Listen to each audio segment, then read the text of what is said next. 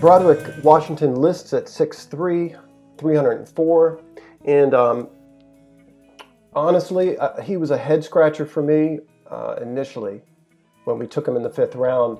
It seemed superfluous in the sense that we have Williams, drafted Mack in the 5th round last year. You know, isn't there another position we could have taken? Someone off the edge, a corner, a wide receiver, what have you. But I'd like us to take a look at Broderick in 2019, along with taking a look at him and comparing him in 2018.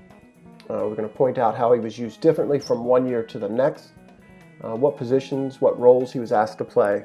And watching him from 2018 really opened my eyes as to what the Ravens' plan might be for Broderick. Obviously, I say might be.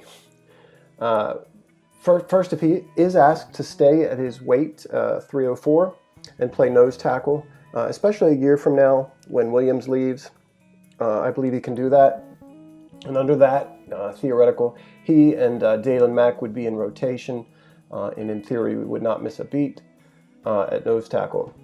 But I believe he's much more versatile than that in either year at Texas Tech. He lines up at nose tackle, at 4-eye, at 5 tech, rushing off the edge, at 3 tech. And this is where he appears particularly dynamic to me, particularly in 2018, where he does appear lighter to me. Let's start with Broderick from 2019, and this is him at 3 tech. Good get off here, really good pad level.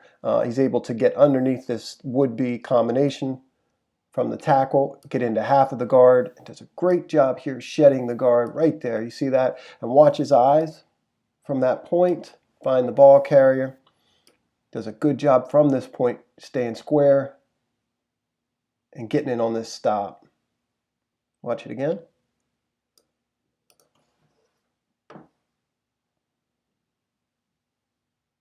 Here he is at 4-eye, and I think it's important to realize how many positions he's lined up in. And remember what DeCosta said about positionless players. I like what we see from him here. Takes on 2 blockers, real strong at the point of attack. You can see he holds this guy up just long enough, and this blitzer isn't picked up. Apart from that, watch him sink his hips, control this tackle, and a real powerful rip downward to free himself from that tackle. I love his technique here. You can see him locking out his arms and shedding the outside or the offensive tackle, the left tackle. And that starts with technique. Off the ball. Plays with good pad level. His outside arm to the shoulder here. Inside arm right in the chest. Sinks his hips. Locks out his arms. Finds the ball carrier and sheds. Good pursuit after the fact too.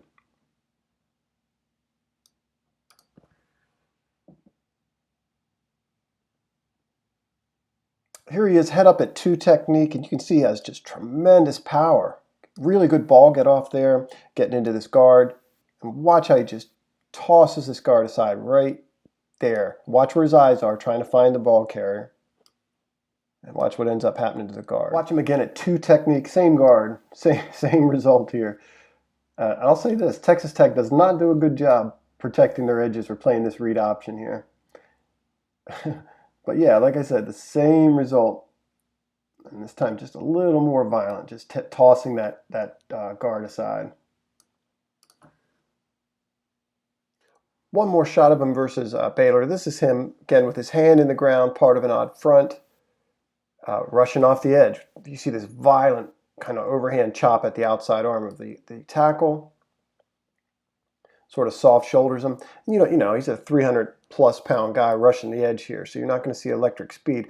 But you gotta like how he beats that tackle around the edge and keeps working to get to the quarterback. Okay, let's get into him from 2018. Here he is, 4-eye. Again, playing with great leverage off the ball. Again, powerful hands. You see what he does to this guard. Watch that again.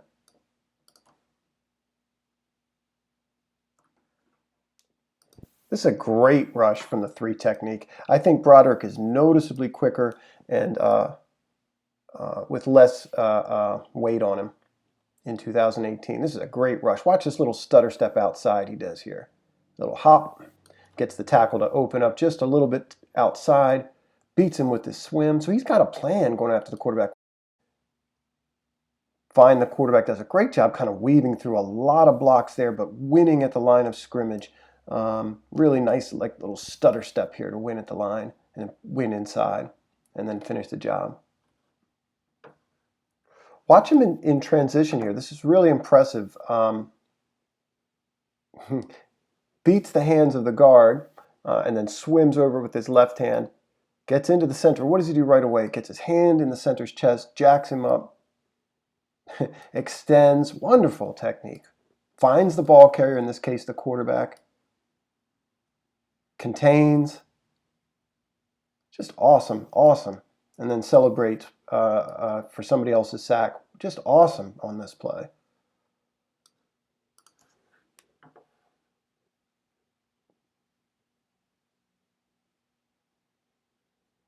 The main point I guess I'm trying to make here is that no matter how they decide to use him, I think he's going to be successful.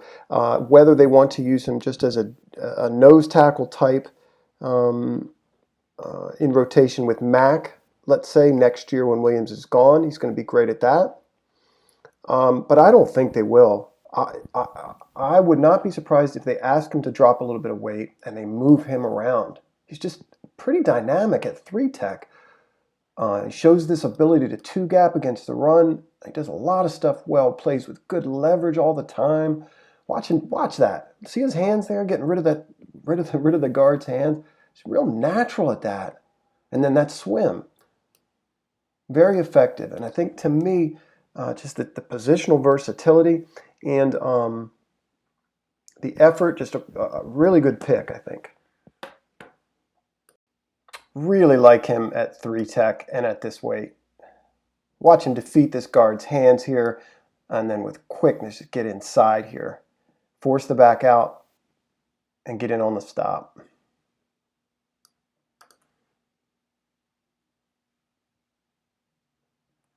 You notice too, guys end up on the ground across from him.